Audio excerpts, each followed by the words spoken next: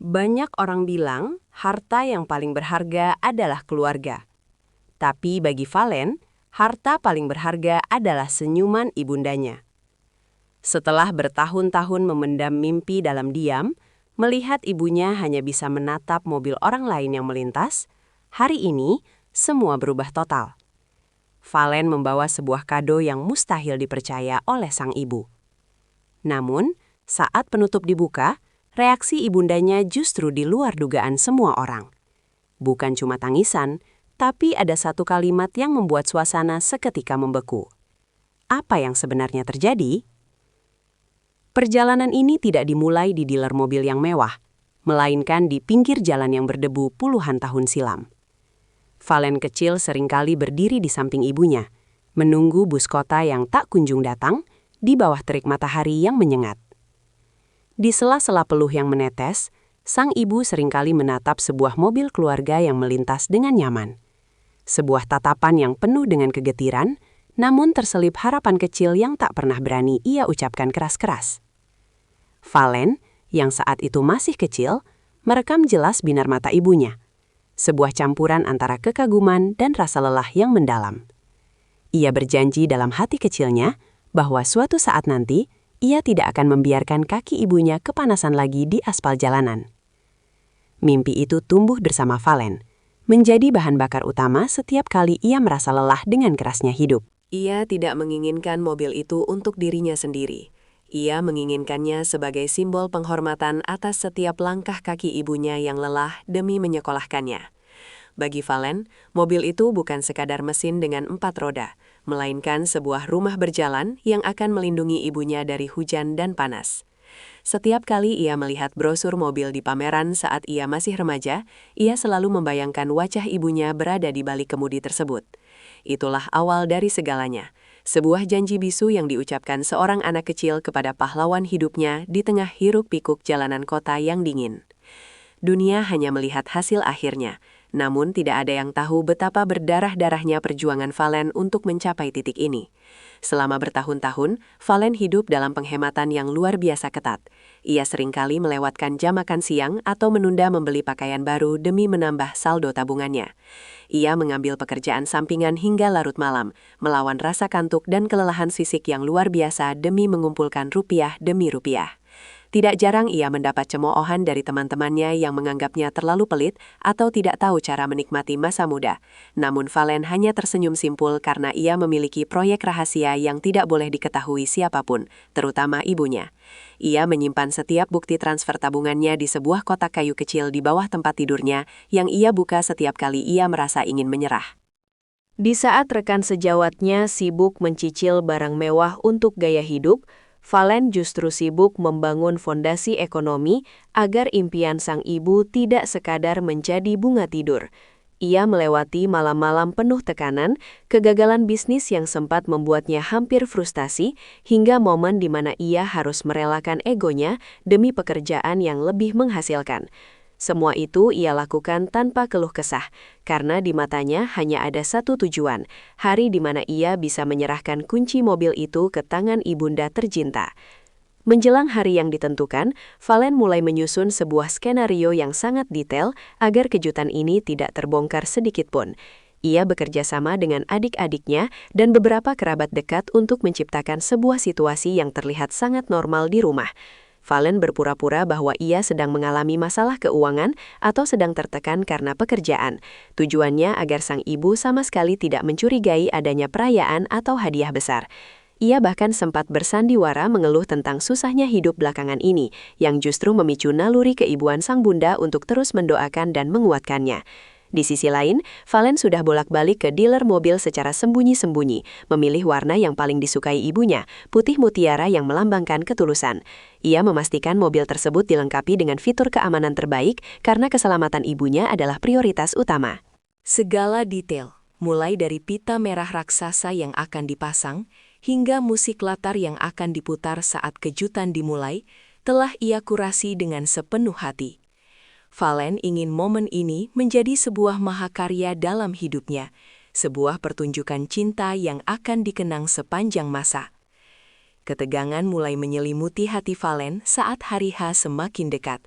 Jantungnya berdegup kencang setiap kali ibunya bertanya mengapa ia tampak begitu gelisah belakangan ini. Pagi itu, suasana rumah Valen tampak sangat tenang, seolah tidak ada hal luar biasa yang akan terjadi. Sang ibu, seperti biasa, bangun paling awal untuk menyiapkan sarapan dan membereskan rumah dengan penuh cinta. Ia sama sekali tidak tahu bahwa di sebuah gudang tertutup beberapa blok dari rumah mereka, sebuah mobil baru sedang dipoles hingga mengkilap untuknya. Valen memperhatikan ibunya dari kejauhan dengan perasaan campur aduk. Ada rasa haru, bangga, sekaligus tidak sabar yang membuncah di dadanya. Ia melihat jemari ibunya yang sudah mulai keriput, tanda dari kerja keras puluhan tahun yang tak pernah menuntut balas. Valen sempat menghentikan langkah ibunya sejenak hanya untuk memeluknya erat, sebuah pelukan yang penuh dengan makna terima kasih yang belum sempat terucap secara verbal. Sang ibu hanya tertawa kecil, menganggap anaknya sedang bermanja seperti biasanya, tanpa menyadari bahwa itu adalah pelukan pembuka untuk sebuah babak baru dalam hidup mereka. Kerabat-kerabat yang sudah diberitahu mulai berdatangan satu persatu dengan alasan yang bermacam-macam. Ada yang berpura-pura ingin meminjam alat pertukangan, ada pula yang beralasan hanya ingin mampir minum kopi.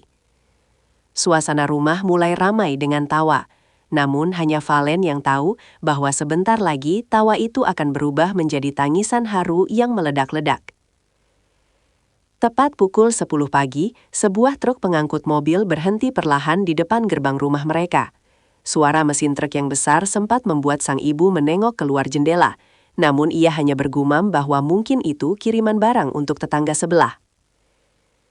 Dengan jantung yang berpacu secepat mobil balap, Valen memberi instruksi kepada kawan-kawannya untuk bersiap di posisi masing-masing, dengan kamera ponsel yang menyala secara sembunyi-sembunyi.